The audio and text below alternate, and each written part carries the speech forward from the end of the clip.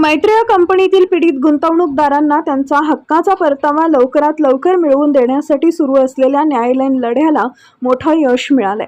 नाशिक कोर्टातून मुंबई सत्र न्यायालयात वर्ग झालेल्या या प्रकरणाची रखडलेली सर्व महत्त्वाची कागदपत्र अखेर मुंबई इथं उपलब्ध झाली आहेत। प्रकरणाची सद्यस्थिती आणि पुढील पावले। प्रकरण मुंबईत वर्ग झाल्यानंतर ही आवश्यक कागदपत्रे उपलब्ध नव्हती। श्री उदय संके यांच्या पाठपुराव्यामुळे ती सर्व कागदपत्र नाशिकहून मुंबईत दाखल झाली आहेत। न्यायालयीन फेऱ्यांमध्ये पीडितांचा 8 ते 10 महिन्यांचा वेळ वाया गेलाय।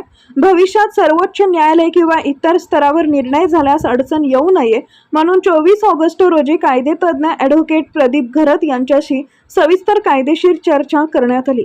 3 जून रोजी मुख्यमंत्र्यांना सादर केलेल्या 15 मुद्द्यांवर गुन्हे अन्वेषण शाखा आणि सीए कार्यालयातील अधिकाऱ्यांशी समन्वय साधून ठोस कार्यवाही सुरू आहे। या बैठकीला उदय संखे, डॉक्टर सुजित दुसाने, डॉक्टर हरपनहळ्ळी, रामराव मोरे, विष्णू संकपाळ, वैजनाथ भोईर, प्रभाकर मेहर व यासीन सय्यद उपस्थित होते। गुंतवणूकदारांना परतावा मिळेपर्यंत हा लढा सुरूच राहील असा विश्वास समितीने व्यक्त केला आहे।